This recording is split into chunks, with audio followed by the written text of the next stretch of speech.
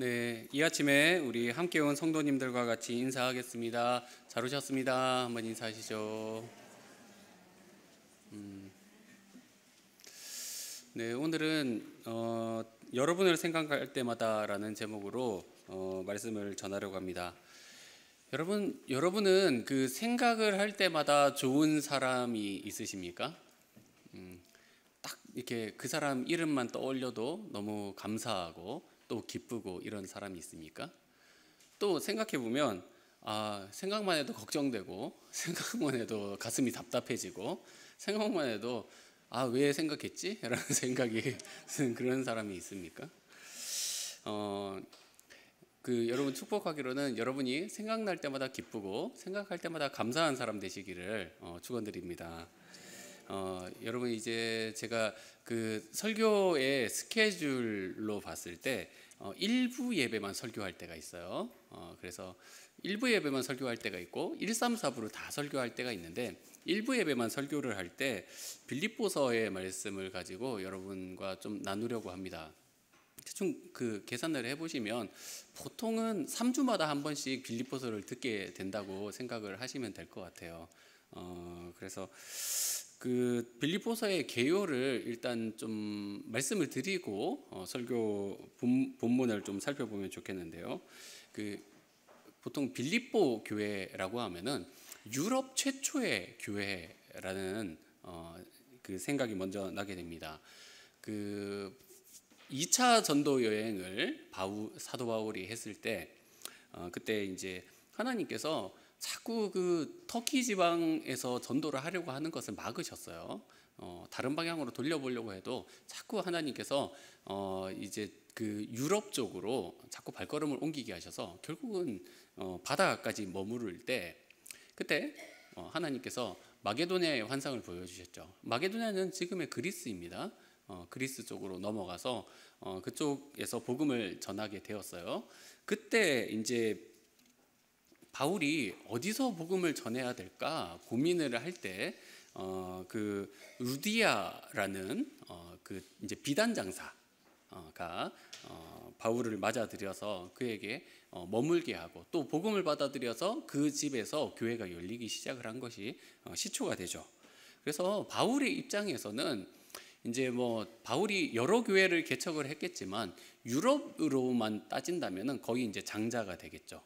우리가 첫 아들을 낳았을 때 그 든든함이랄까 감사함이랄까 이런 것들이 이 빌립보서에도 묻어나요.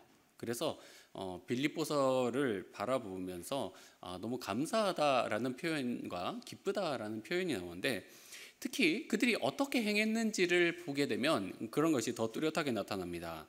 바울이 이제 3차 전도 여행까지 마치고 예루살렘에서 잡혀서 로마까지 압송이 되었어요. 거기서 이제 오랫동안 감옥에 갇혀 있을 때 바울을 돕기 위해서 헌금을 들고 일부러 찾아와서 그의 곁에서 이제 그의 필요한 부분들을 채워줬던 교회가 바로 빌립보 교회입니다. 그러니까 얼마나 성숙하고 또 옥에 갇힌 사람의 옥바라지를 한다는 것이 쉬운 일은 아니잖아요. 그런 가운데서 도와줬던 교회, 귀한 교회라는 것이죠. 그리고 이 바울이 이제 편지를 쓰게 된 계기를 보게 되면 이제 그를 도우러 온 에베소 교회에 에바브로디도라는 사람이 있었어요. 그를 도우러 와서 이제 헌금을 전달해주고 그에게 필요한 것들을 많이 채워줬어요. 근데 그러다가 에바브로디도가 이제 로마의 기후일까요? 또는 이게 풍토병일까요? 병에 걸리게 되어서 거의 죽게 되었다라는 소식을 빌립보 교회 성도들이 듣게 된 거예요. 여러분 한번 생각해 보십시오. 도우러 왔는데 그 도우러 온 사람이 죽게 되면 바울의 입장에서나 또 돕게 된 빌립보 교회의 입장에서 얼마나 곤란하겠습니까? 그런데 하나님께서 도우셔서 에바브로디도가 이게 병에서 기적적으로 회생을 하게 되고 그 완쾌된 소식을 이제 전달하기 위해서 이 빌립보서를 쓰게 되었죠. 그에 겸하여서 빌립보 성도들에 대해서 들은 소식들을 가지고 이제 권면을 하는 거죠. 너희들 가운데 다툼이 있다는 것을 내가 들었다. 너희가 어떤 자세로 거기에 대해야 될 것인가 내가 알려주겠다라고 해서 쓴 부분도 있고요. 또 한 가지가 뭐냐면 빌립보 교회에도 유대인들이 찾아와서 그 율법주의로 자꾸 되돌아가게 만드는 거죠. 유대교에서 벗어나서 예수 그리스도를 믿는 신앙으로 확립이 되어야 되는데 자꾸 그 유대 율법주의자들이 찾아와서 그들의 신앙을 교란시키고 있었던 거죠. 그래서 거기에 대해서 이제 경고를 하고 있습니다. 그리고 무엇보다도 이 빌립보서의 주제라고 한다면 그 그리스도인다운 삶에 대한 권면이 가득하다는 것이죠. 그 빌립보서의 주제는 뭐냐면 한번 따라하시겠습니다. 내 안에 그리스도가 사신다. 이게 핵심 주제예요. 빌립보서의 핵심 주제입니다. 내 안에 그리스도께서 사시기 때문에 우리는 어떻게 살아야 된다는 거예요? 그리스도인다운 삶을 살아야 된다라고 말을 하는 거예요. 그렇게 살게 되면 어떻게 된다는 거예요? 기쁨이 넘치리라. 이렇게 말씀하고 있는 것이죠.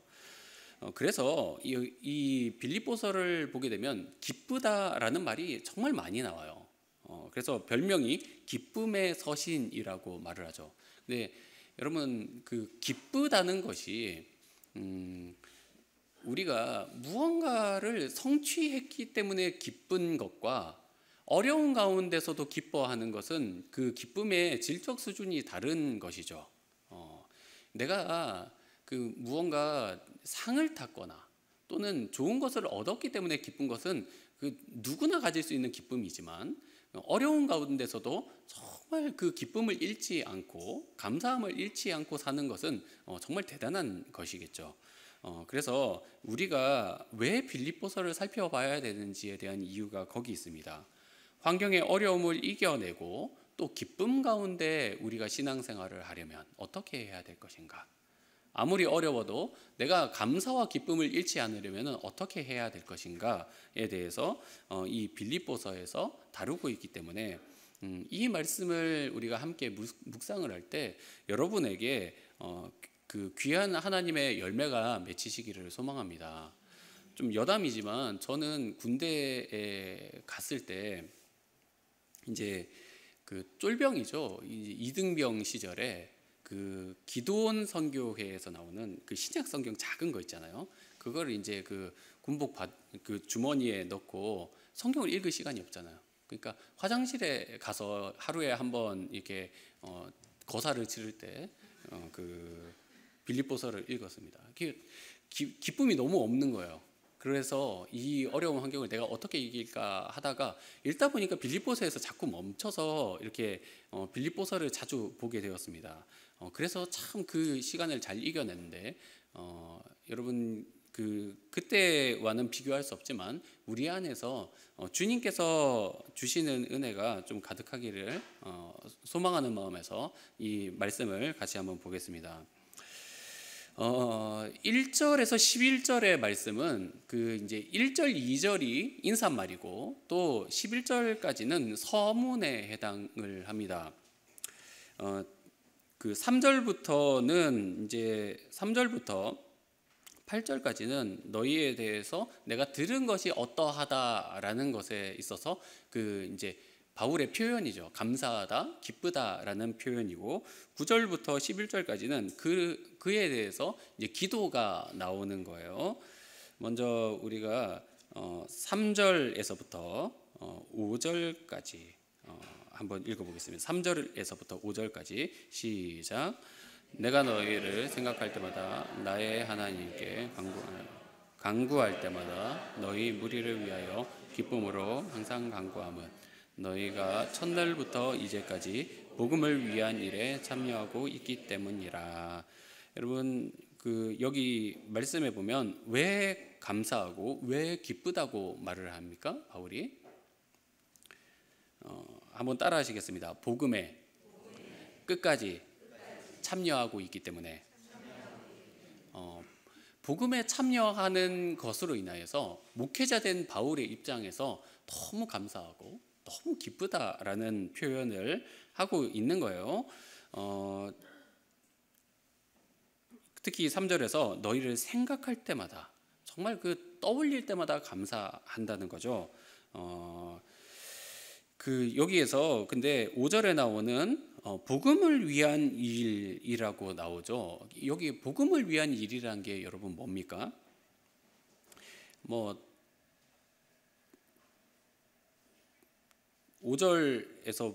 5절에 보면 첫날부터 이제까지라고 나와 있는 걸 보면, 이제 첫날이라는 것은 처음 예수 그리스도를 믿은 날이겠죠.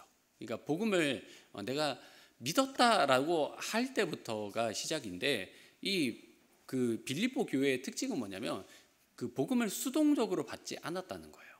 그러니까 우리가 예수 그리스도를 처음 믿었을 때 그 먹여주는 양식으로만 채우는 것이 아니라, 빌립보 교회의 특징이 뭡니까? 루디아가 복음 받자마자 전도하는 데 힘썼죠. 그러니까 복음을 받자마자 이 말씀이 나에게 생명이고 다른 사람들에게도 귀한 생명이 되겠구나라는 생각이 들어서 받자마자 바울을 섬기고 받자마자 다른 이들에게 전도하기를 힘쓰는 교회로서, 소위 선교적 교회로서의 역할을 감당했다라는 거죠. 그래서 이 빌립보 교회가 이제 바울이 떠난 이후에도 예수님을 열심히 전하고, 그리고 지금 이제 전도자이고 목회자인 바울을 꾸준히 물심양면으로 계속해서 도와가는 것을 보게 되죠. 그리고 이제 그 이스라엘 쪽에, 특히 예루살렘 쪽에 가뭄이 들었을 때도 어떻게 하냐면, 그 마게도냐 지역에 있는 교회들과 연합하여서 어려운 성도들을 위해서 헌금을 모아서 보내주는 역할을 주도적으로 감당한 교회가 이 빌립보 교회입니다. 그러므로 그 신앙생활을 수동적으로 하지 않고 복음을 받되 정말 적극적으로 받아서 이것을 계속해서 영향력으로 뿜어내는 교회로서의 역할을 감당하였다라는 것이죠. 그래서 바울이 뭐라고 말합니까? 6절에서 너희 안에서 착한 일을 시작하신 예수 그리스도 이가 그리스도 예수의 날까지 이를 이루실 줄 내가 확신한다라고 말을 하죠. 착한 일이 뭡니까? 여기서 이 복음에 적극적으로 동참하는 이 착한 일, 이 선한 일을 너희가 충만히 감당하고 있다. 그것이 단순히 너희가 어떠해서가 아니라 하나님께서 너희에게 주신 마음이다라는 것이죠. 여러분, 우리가 신앙생활을 배울 때 처음 여러분이 예수님을 이제 만나고 또 복음을 배울 때 이 복음이 얼마나 귀한 것인지에 대해서 들으셨으리라고 저는 생각이 들어요. 저도 처음 예수님을, 물론 이제 모태신앙이니까 오래전부터 교회를 다녔지만, 저에게 다시 한번 복음을 좀 일깨워 주셨을 때는 이 복음은 머물러 있는 것이 아니라 다른 사람에게 꾸준히 전파되어야 되는 것입니다. 내가 예수님의 제자가 된 만큼 다른 사람도 제자 삼는 사역에 동참하셔야 됩니다라는 말을 들었던 거예요. 여러분 안에도 그런 말씀을 좀 들은 기억이 있지 않으십니까? 저는 우리가 사실 현대적 신앙적 형태가 굉장히 관람자적 역할에 머물러 있다라는 좀 비판이랄까요? 그런 것들이 있습니다. 여러분, 오늘 여러분이 예배를 앉은 대형을 보세요. 이렇게 성가대가 있고, 그리고 이제 그 사회자나 또 목사님이 서는 이 강단이 있고, 여러분은 거의 이제 극장에 앉은 관람객처럼 이렇게 편안한 의자에 앉아서 이렇게 보시는 형태로 예배당이 거의 다 구성이 되어 있잖아요. 그렇다 보니까 굉장히 수동적으로 복음을 받아들이고, 또 그것을 감동을 느꼈느냐 안 느꼈느냐, 거의 이제 관람자와 비평가 수준으로 이렇게 갈 가능성이 높은 구조라고 저는 생각을 해요. 여러분, 아무리 구조가 이렇게 되어도 여러분 잘 이게 좀 자각을 하셔야 되는 게 뭐냐면, 하나님께서 목회자와 평신도를 따로 나누어서 제사장과 비제사장으로 나누지 않았다는 거예요. 복음을 받으면 바울이 복음 전도자로 사는 것처럼 빌립보 교회도 복음 전도자로 사는 거죠. 말씀을 전하는 사람만 말씀을 가진 게 아니라 여러분도 성경책을 가지고 그 말씀대로 살라고 하나님께서 직분을 주신 거죠. 여러분, 우리가 복음의 일에 참여한다는 것은 굉장히 적극적인 일입니다. 아멘이죠? 우리가 그 사명을 위해서 부름 받은 줄 여러분 잊지 않으시기를 소망합니다. 그래서 여러분 예배를 드리실 때 오늘 설교가 좋았다 안 좋았다, 또는 뭐 예배가 어땠다 저땠다 이렇게 평가를 하는 수준이 아니라, 여러분이 하나님의 말씀이 무엇인지를 깨달았다면 나도 나가서 어떻게 살아야 될 것인가를 적극적으로 고민하는 예배의 자세가 필요합니다. 그래서 내가 복음에 참여하는 자, 복음을 그냥 듣기만 하고 깨닫기만 하고 지식만 쌓고 교훈을 얻었다 하고 끝이 나는 것이 아니라, 내가 알았다면 현장으로 나아가는 그런 믿음의 소유자 되시기를 축원드립니다. 여러분, 그 요한 3서 4절에 보면은 이런 말씀이 있습니다. 사도 요한이 이제 성도들을 향하여서 말씀을 하는 거죠. 내가 내 자녀들이 진리 안에서 행한다 함을 듣는 것보다 더 기쁜 일이 없도다라고 말을 하죠. 사도 바울의 심정이 딱 이런 거예요. 내가 복음으로 낳은 자녀인 이 빌립보 성도들이 그 진리 안에서 열심히 행하고 있음을 바라보는 것이 얼마나 기쁜지 모르겠다라는 이야기인 것이죠. 여러분, 저 목회자 된 저의 심정도 마찬가지입니다. 제가 이제 중고등부 사역이나 또 청년부 사역을 이제 뭐 10년 넘게 꾸준히 해오고 있지만, 이제 지나온 교회에서 제 제자였던 친구들이 어떻게 사는지가 이제 소식이 들려오잖아요. 근데 뭐 여전히 세상 속에서 방황하고 있다 하면 마음이 너무 안 좋아요. 요즘은 SNS가 발달하잖아요. 이제 뭐 페이스북이나 또 인스타그램 같은 그 곳에서 이제 서로 친구가 맺어져 있기 때문에 소식이 들려와요. 근데 뭐 술 마시는 사진 올라오고 또 방황하고 있고 막 힘들다 막 이런 것만 올라오면 목회자의 마음이 답답하죠. 그런데 종종 그 친구들 가운데서 예수님의 제자로 살겠다 이런 그 친구들이 꽤 있어요. 그걸 볼 때마다 목회자의 마음이 어떻겠습니까? 너무 감사하다, 너무 기쁘다. 이 친구들이 여전히 복음 안에서 성장하고 있구나라는 것을 볼 때마다 정말 감사한 거죠. 저는 이 바울이 내가 예수 그리스도의 심장으로 너희를 얼마나 사랑하는지를 너희가 알았으면 좋겠다라고 말하는 것이 뭔지 알 것 같아요. 여러분, 정말 그 심정입니다. 여러분이 자녀를 낳아서 내 자녀가 무탈하게 잘 자라주고 또 공부도 잘하고 사회적으로 좋은 영향력을 발휘하면서 살면 얼마나 부모로서 보람되겠습니까? 근데 그 복음으로 낳은 자녀도 마찬가지란 거예요. 내가 낳은 이 빌립보 교회가 이 복음에 꾸준히 참여하고 그리고 더욱더 성숙한 자세로 나아가는 것이 나에게는 얼마나 기쁜 일인지 모르겠다라고 말하는 것이 당연한 것이죠. 여러분, 그 빌립보 교회를 바라보는 바울의 심정 안에서 한 가지 더 고려해야 될 점은 뭐냐면, 빌립보 교회가 그 사실은 무탈한 교회가 아니라는 거예요. 빌립보 지역에도 그 꾸준히 박해가 있었습니다. 특히 빌립보라는 도시는 로마에게 있어서 굉장히 중요한 도시예요. 로마의 직할시와 같은 지정된 도시여서 거기에 로마의 시민권자들도 많았고 그 안에 굉장히 그 상류층도 많았는데, 거기에서 이렇게 그리스도교가 퍼져가고 있는 것에 대해서 좋게 생각할 리가 없는 거예요. 그래서 꾸준한 박해가 오지만, 그러나 5절에 나오는 것처럼 첫날부터 이제까지 포기하지 않고 너희가 달려가고 있다라는 것이, 이게 말이 쉬운 일이지 참 쉽지 않은 일이란 거죠. 여러분, 우리가 예수님을 믿는데 슬럼프를 겪지 않고 꾸준히 내가 충성되게 갈 수 있다는 것 얼마나 값진 일인지 모릅니다. 여러분, 물론 우리가 어쩔 수 없이 겪게 되는 슬럼프가 있어요. 그걸 이제 이겨내면 더 강해질 수 있지만, 그러나 꾸준할 수 있다는 것은 정말 굉장한 일이죠.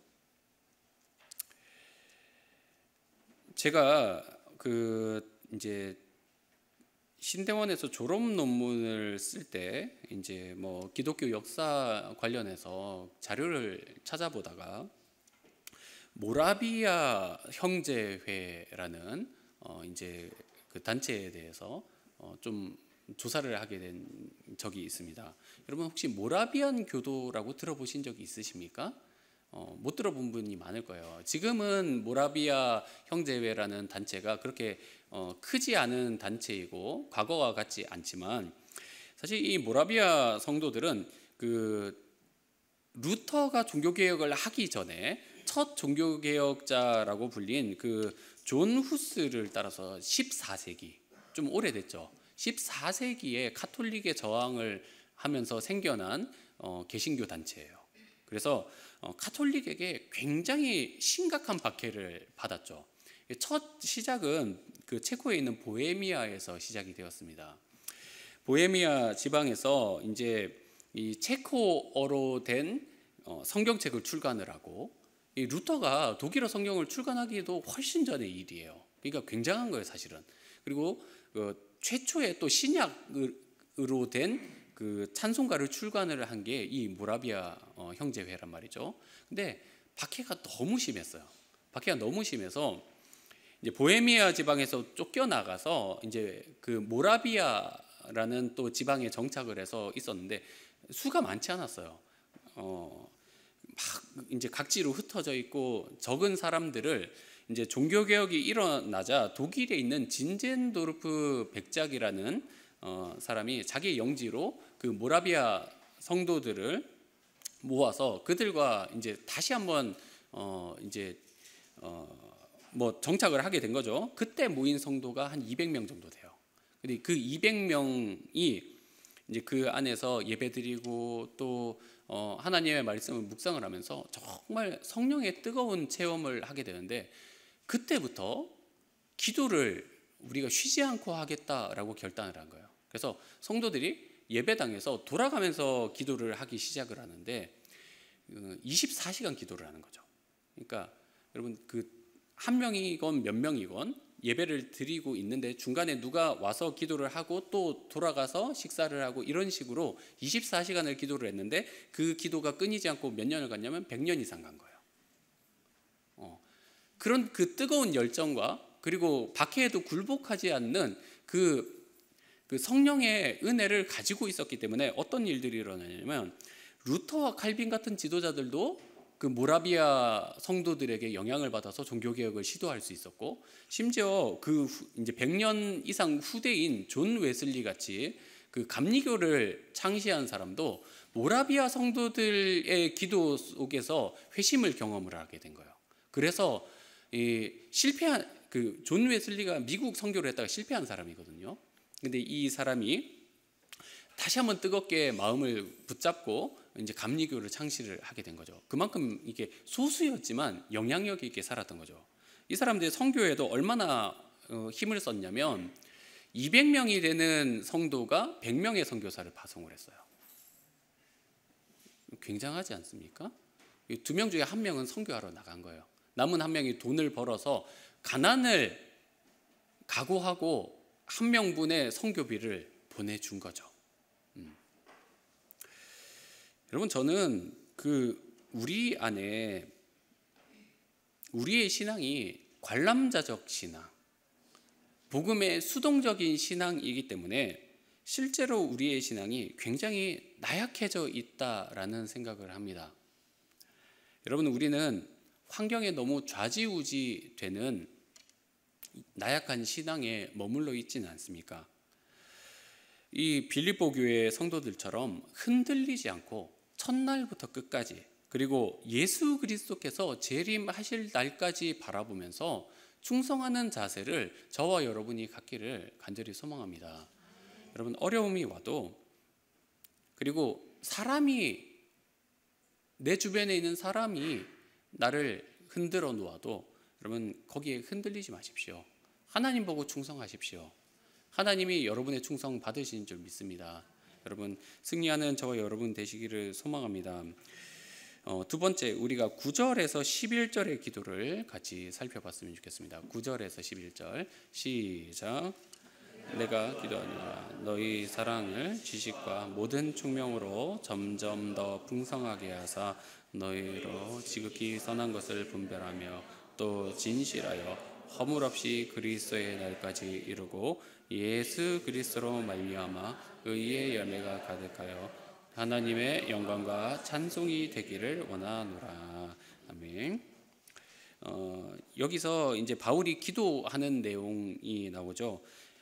너희의 사랑이 너무 감사하고 너희의 그 복음에 참여함이 너무 기쁘지만 사실은 이 기도에서 조금 모자른 부분을 지적을 하는 거예요. 그게 뭐라는 겁니까? 자, 한번 따라 하시겠습니다. 분별력을 기르라. 분별력이 조금 모자르다는 거예요. 기도할 때 너희 사랑을 지식과 총명으로 풍성하게 하셔서 너희가 지극히 선한 것을 분별하기를 원한다라고 말을 하는 거죠. 그 당시에 이제 유대주의자들의 공격이 있었는데 거기에 충분히 대응을 못 하고 있는 거예요. 빌립보 성도들이. 그래서 그 사랑 위에 하나님께서 지식과 총명을 더하여 주셔서 이 영적 분별력을 충분히 가질 수 있게 해주시기를 간구하는 거죠. 여러분, 사랑이라는 것은 사실 굉장히 부드럽고 좋은 것이지만 결코 약하지 않습니다. 여러분 아시죠? 어머니가 자녀를 양육을 할 때 굉장히 포근하게 안아주고 또 잘 베풀어 주지만 때로는 어머니께서 잘못된 길을 걸어갈 때 호되게 꾸짖어서 그 자녀를 선한 길로 인도하고 또 악한 것이 올 때 그걸 강하게 막아서는 것도 사랑이란 말이죠. 잘못된 길에 빠지면 사실은 아무리 사랑해 해줘도 건져내기가 힘듭니다. 그렇지 않습니까? 여러분, 우리가 아무리 사랑해도 이단에 빠진 사람들 정말 건져내기 힘들어요. 그래서 사랑하다면 사실은 엄하고 그리고 좀 엄격할 필요도 저는 있다고 생각을 합니다. 사랑하기 때문에 자녀가 바른 길 가야 되잖아요. 사랑하기 때문에 악한 길로 빠져서는 안 되는 거잖아요. 아무리 사랑해도 공의에서 벗어나면 어떻게 해줄 방법이 없는 것이죠. 여러분, 우리가 사실 말세에 주님께서 오실 날을 바라보면서 주님 앞에서 신앙생활을 하는 성도의 모습을 가져야 되는데 그때 어떤 열매를 주님 앞에 드려야 될까? 내가 하나님 앞에 무엇을 가지고 주님 앞에 서야 될까라고 생각을 했을 때 바울은 이렇게 말을 하죠. 11절 말씀 다시 한번 읽어보겠습니다. 11절 시작. 예수 그리스도로 말미암아 하나님의 영광과 찬송이 되기를 원하노라. 여러분, 이 말씀 어떤 말씀입니까? 의의 열매라는 거예요. 여러분, 의의 열매가 뭡니까? 공의로움이 있다라는 거죠. 우리가 악한 것 선한 것 분별하지 않고 다 좋다고 끌어안는 게 아니라는 거예요. 옳은 것, 바른 것, 진실한 것, 허물 없는 것, 그거 주님 앞에 드리기 위해서 정말 자신을 엄격하게 채찍질을 하고 또 말씀 안에서 영적 분별력을 키워서 악한 것에 대해서 정말 강한 저항력을 가지고 주님 앞에서 서서 귀한 열매 맺어가야 되는 거죠.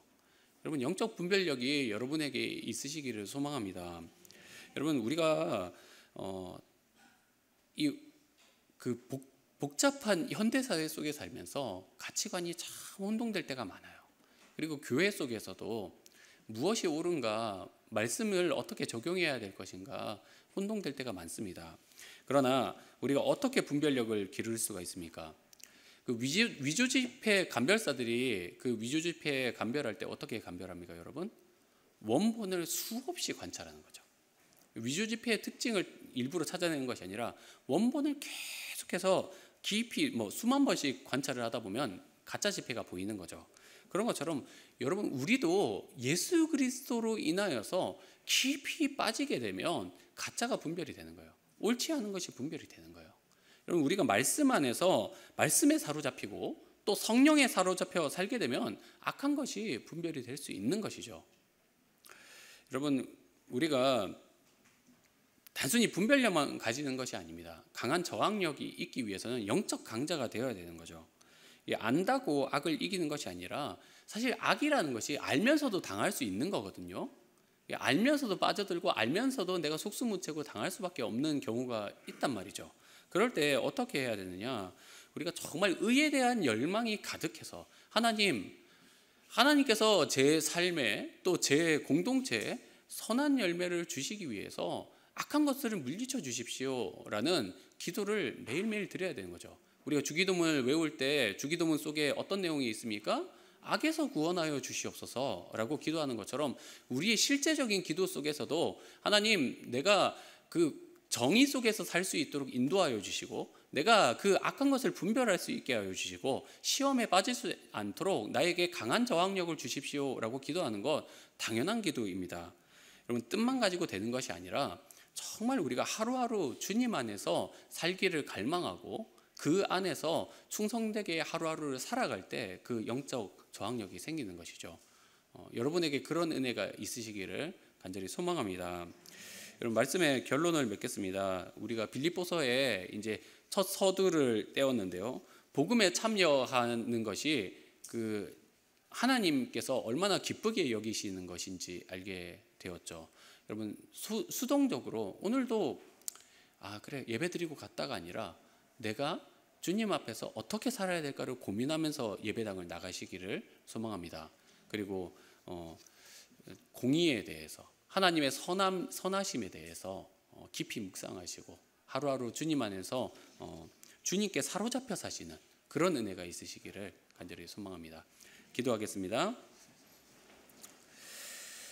사랑하는 하나님 아버지, 오늘도 주님의 은혜의 말씀을 저희에게 주심에 감사를 드립니다. 하나님, 저희가 주님께 복음을 받아서 그리스도인이 되었지만 주님, 수동적으로 살지는 않았는지, 그저 주는 것을 받아먹는 정도의 연약한 수준에 머무르고 있는지 다시 한번 말씀을 통해서 깨닫게 하여 주심에 감사를 드립니다. 하나님, 저희가 복음에 참여하는 자가 되게 하여 주십시오. 하나님, 적극적으로 주님께서 주신 이 복음 안에서 살고 또 주님의 뜻을 나타내는 주님의 증인 되게 하여 주시옵소서. 또한 주님, 선한 것을 분별하는 영적 분별력을 주시되 악을 이겨내는 강한 저항력을 가진 귀한 주님의 백성 될 수 있도록 저희에게 함께 하여 주시고 하루하루 주님의 말씀 안에서 살 수 있게 인도하여 주시옵소서. 예수님의 이름으로 기도드립니다. 아멘.